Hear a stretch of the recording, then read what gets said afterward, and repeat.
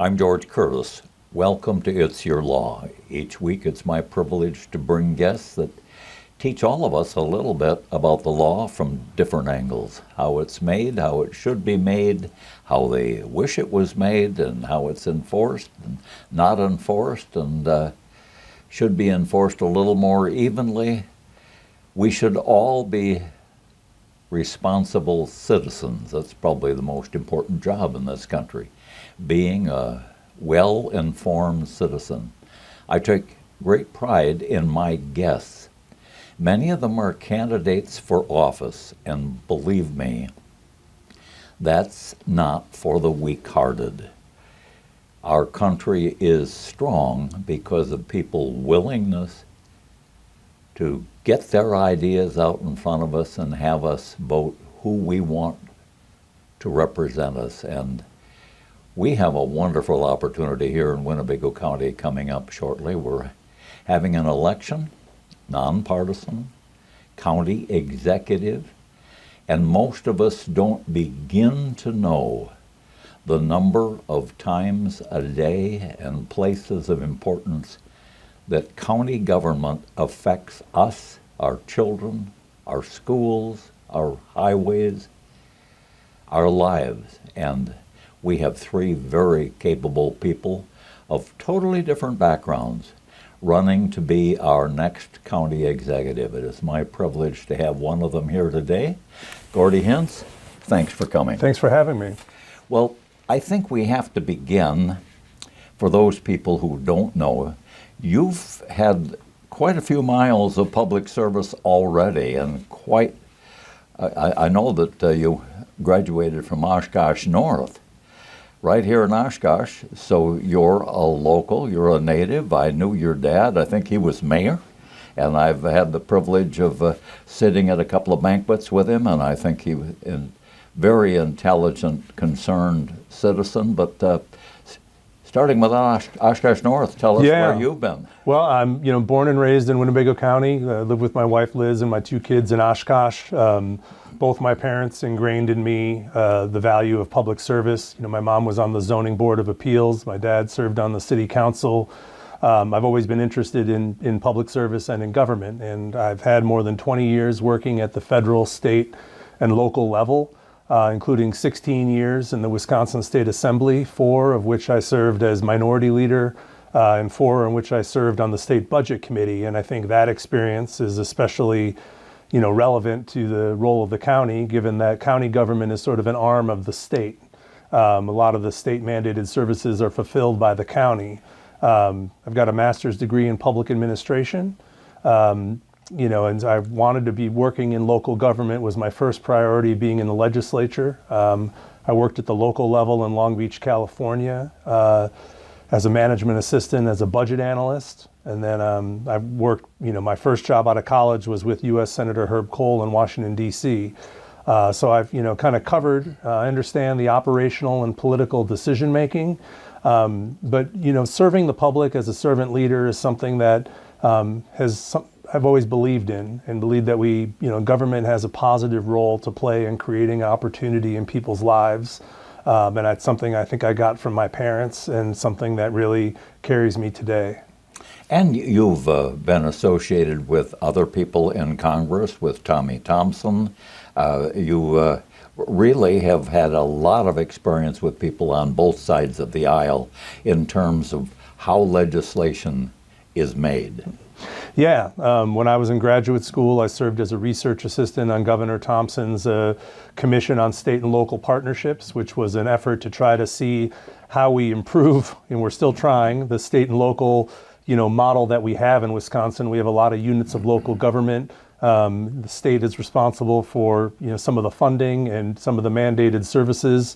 That was a great experience, and I really admire the initiative and leadership that was put forward by Governor Thompson. But I worked even in the partisan environment in the legislature. You fight one day and you find ways to get things done the next. And I've always prided myself on somebody that's been able to get things done when it's mattered. And, that's something that I've been able to do. I think that there's nothing partisan about county government. The public doesn't care who they get their services from at the local level. They just want to know that their governments are working together. They want to know that their municipalities and the county and the state are making decisions that are efficient, that are effective, and that are in the best interests. And that's why local government has always appealed to me. And at a time where we do have dysfunction at the national level and at the state level in the legislature, I think local government is maybe our last great hope and our most important to kind of hold things together. And I want to play a role in that as our next county executive. Well, I think that most of us who aren't just blindly following a single candidate or a single party approach our elections and our government and our decisions by asking the simple question, are we better off or worse off than we were in the last election? And nothing touches more people than county government. Yeah, I mean, especially if you're the recipient of a lot of the services, that we've received. I think one of the big challenges that we have had at the county level, and one of the major reasons I'm running, is the lack of engagement with the county board, the lack of engagement with local governments, and the lack of engagement with the public. We've had some high-profile disagreements and dysfunction between the executive and the county board on communication that I think has impacted governance. We've had some miscommunication, or at worst, no communication on some of the federal dollars being administered to local governments. But really, it's with the public. If we're going to make tough decisions going forward and long-term decisions about what we're going to fund and what our priorities are going to be, we have to find a better way to engage the public. And again, whether it's knocking on doors, having town halls, having regular office hours, that's something that I always prided myself on in the legislature, is finding a way to engage the public, to get their opinion so I can share it in Madison, and then take what I'm learning from Madison and share it with them so they're aware of what's happening. And so that's, one of the major reasons I think I'm running is because of that communication. Well, hold that thought, because we're going to have to take our first break. And when we come back, I want you to begin by explaining to our audience just how we raise our money, how much money we have to invest for all of these many services that people expect to get out of county government. We'll be right back.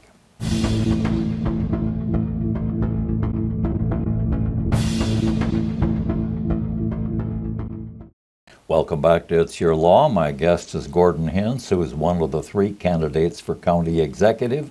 And county executive is the person who's supposed to make a lot of different departments work with not enough money for services provided for something like 173,000 people, an aging population, and that includes safety, government, 6 branches of court, highways, protecting our environment, nursing homes, housing. You take it from there. Yeah, I mean, there's more to do than there is resources to do it. And there are increasing demands such as the housing shortage, the homelessness. A lot of times people look to the county to fill the gaps on whatever the social issues that of the day are. Not to mention quality of life issues and economic development. I think increasingly we're looking to our government to make us more competitive going forward, and that's certainly got to be a part of the leadership position in terms of advocating, marketing, promoting. That's something that I think I can do, but the challenge really is being an effective and efficient administrator of the resources that we do have, which are restricted by the state. At the same time, the state mandates certain services, be administered by the county. And there's been tight levy limits in place. The only resource that the county has available to it right now is under the local property taxes, which are limited. We get state aid, we get some federal resources, but that money tends to be more static. And with inflationary costs, with labor costs going up, It's an increasing challenge. Winnebago County is one of 2 counties that does not have the local option sales tax. There's been a lot of discussion, about whether it should pursue that. But that depends on an evaluation of what our financial situation is. Where does this money come from? Primarily it comes from, the discretionary money that the county has comes from local property taxes. That's really every budget, what the county is discussing when it's looking at what its levy is. And that's, coming directly from the taxpayers, as is the rest of the money, but a lot of it's coming from, from state, from Medicaid reimbursement, from, other programs. Am I correct that while we have an aging population here in Winnebago County, we don't have much growth in terms of population? Yes, and I think that is true statewide. Our birth replacement, is not keeping up with the numbers of, aging population or people that are passing away. I think by 2050, the state's estimated to have 200,000 fewer people than it has today. I think Winnebago County would probably hold about the same as the state in that regard. And that's going to be an increasing challenge. If we were to get together 10 years from now, we would say, wow, there are a lot of older people, and that's going to present challenges from housing to mobility to economic security. And of course, the county has a Aging and Disability Resource Center that provides resources for our aging population and really connects them to the services that are available. That's going to have to play a more robust and increasing role in providing these services. And so we can't wait for this moment to happen. We know the challenges that are going to happen with the aging population, and we need to get out in front of it and imagine what the county looks like in 10 years. What can the county do about the housing shortage? Sure. Well, the biggest challenge we're going to have immediately is, we've got both a housing issue, shortage, and we've got a homelessness and housing insecure, issue. We've been able to use federal funding to create programs like the HELP program, which is a homeless eviction loss prevention program, which helps keep people that are on the margins in their own homes and helps some of the homeless find the resources they need to find housing. We've got to create more housing. Municipalities have been working to develop new housing developments, working with Habitat for Humanity. We need to work with our real estate partners. Outagamie County has recently partnered with the Fox Cities Community Foundation, with the United Way, with real estate developers to create a housing alliance up there that sort of takes all components of what makes up the housing issue that we have. And I think the county needs to take the lead down here to bring the partners together and to come up with, what is our plan to address all components of what the housing issue really entails, because everything from the lack of affordable housing to homelessness is something that we're seeing countywide, and the county being the major social service provider is probably the one that's going to have to take the lead. Do we have adequate facilities for the aged, the people who can't really effectively protect themselves at home because of too many birthdays, like most of my classmates? Probably not. And this is going to be another challenge. I mentioned the HELP program. The federal funding is going to run out for that at the end of the year. And so the county is going to have to figure out if it's going to have the resources, or can it come up with the resources to continue that program.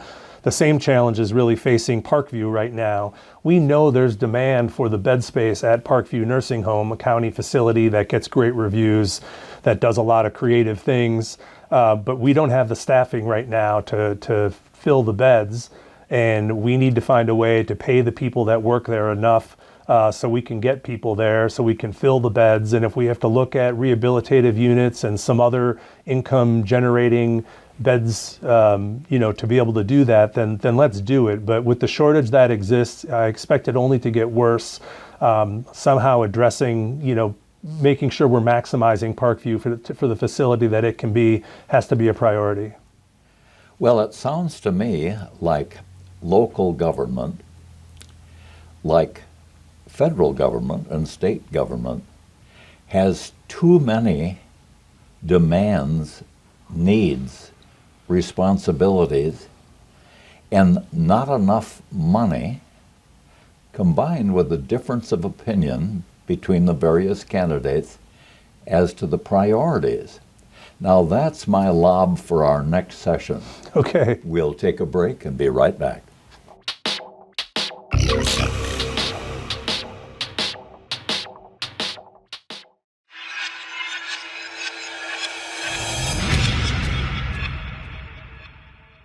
What about slip and fall cases in Wisconsin? There are thousands of them every year. Many of them involve ice and snow. Most of them involve serious injuries, fractures, skull fractures, even brain injuries. What should you do if you or a loved one slip and fall and have an injury? The first thing you do is take out your cell phone and take multiple pictures of the defect that caused your fall. A winter fall must be photographed with the winter conditions immediately at the time of the accident. Then go see a lawyer.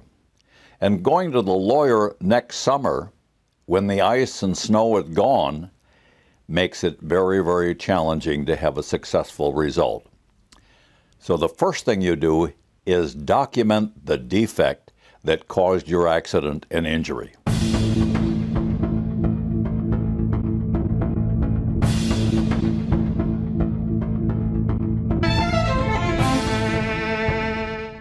Welcome back to It's Your Law.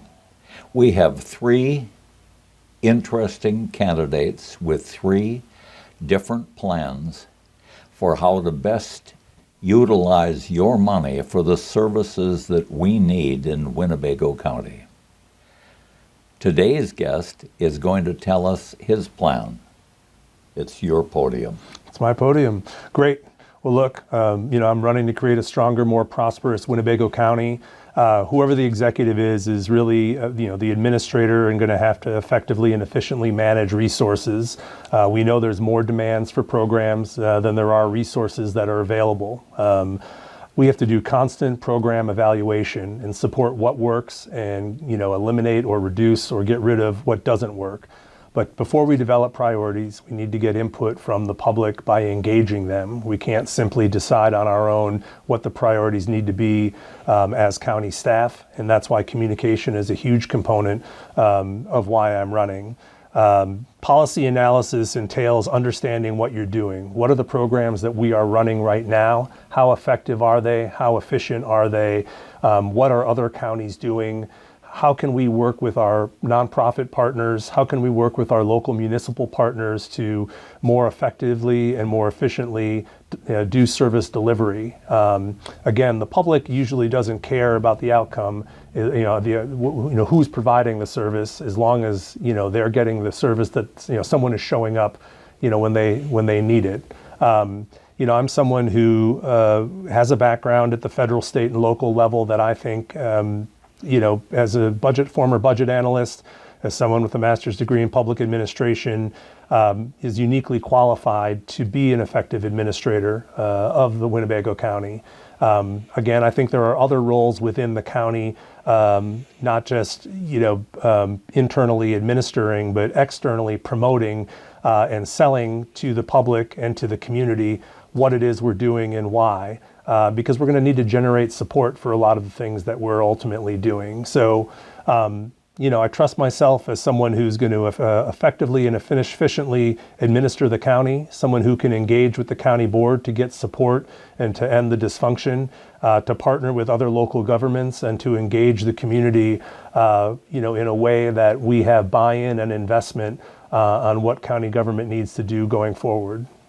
Well, of course, you have to work with the county board, and those are 36 individuals who got elected because they have ideas that have been supported by the voters as to what this county needs.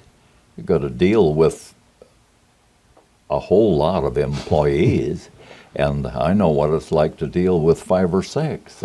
That's certainly a challenge. We've got all of this property that has to be maintained and improved and made safer. We've got the usual problems with salt, ice, cold, highway safety. There are just so many things. It's like going to the supermarket with 5 kids. Each of the 5 know what they have to have, but you've only got $1. The county board reflects the diversity of the county. I think it's one of our strengths, and I think we need to prioritize. I plan to be an executive for the urban, suburban, and rural parts of Winnebago County. I'm someone who was elected by his colleagues to be minority leader and had to manage the personalities of 36 different members and their staff. I've served in a 99-person body before and found ways to get things done. So I think that experience from the legislature is something that will help me as an executive on improving the communication that's really been dysfunctional with the Winnebago County Board, and find ways to give they're the governing body to make the final decisions. I believe in giving them options on how to best to present options for them to make decisions going forward on how we address things, and including them early in the process. I think, in recent budgets, they have been cut out of some of the budget decisions, in ways that they were not, that they were included in the past. They were excluded this time, and I think that was a mistake, and I think caused some increasing heartburn between the executive and the board. My goal to be right away, as if elected, would be to start anew, meet with the board individually and get on the same page priority-wise. Do I detect that you have a strong opinion on the role of the board in terms of policy, as opposed to the role of the executive into making the policy finally arrived on work? The important thing is that both sides understand their roles clearly, and I think that's where it's gotten a little messy and complicated over the last few years. The administrator, the executive enacts and oversees the policy that's passed by the board. All the executive candidates have been getting asked questions about a half-cent sales tax increase or some of the other questions that we get asked that are policy related that are ultimately only can be passed by the Winnebago County Board. They can be discussed or perhaps proposed by the executive, but they would be enacted, by the county board. And I think, that's an important distinction to recognize. But the actual work is done by people with shovels and equipment, and while you don't directly manage the sheriff's department, law enforcement, safety, all of those things, what's the role of the executive in terms of dealing with all of these employees and having the best possible labor force?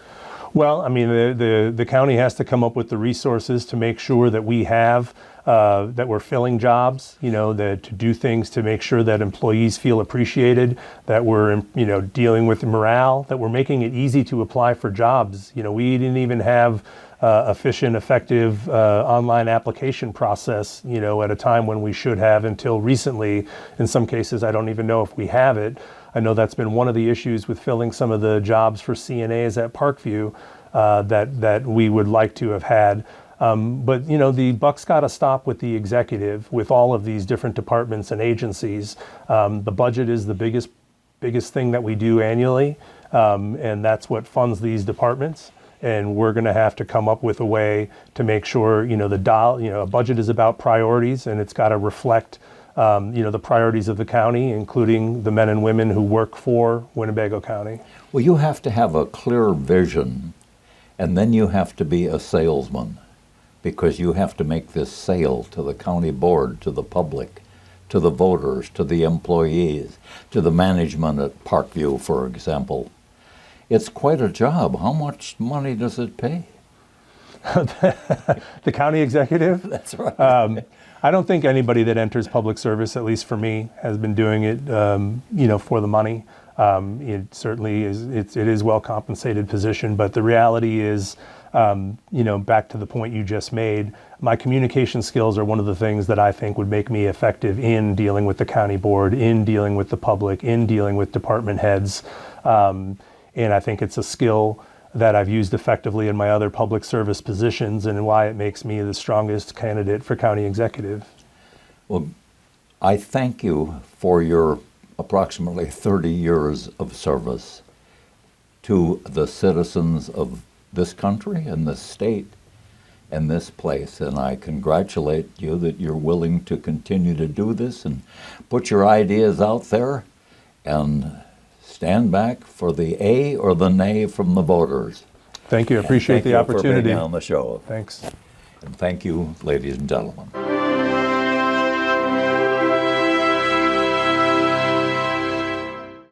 Who is going to be the next county executive in Winnebago County, your county, will probably have a bigger impact on your life than who is the next president of the United States.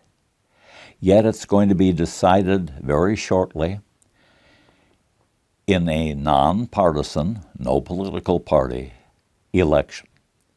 3 candidates with very different qualifications and backgrounds, but very qualified, each in his own right. One of them will be eliminated at a primary where hardly anybody votes. So what we're seeing is important election democracy decided by the lethargy of voters who stay home. Make sure that doesn't describe you. This is the most important election to you and your family of this year. Read, think, consider, appreciate the effort of the people who are willing to stand with their candidacy and vote. I'm George Curtis, and that's my opinion.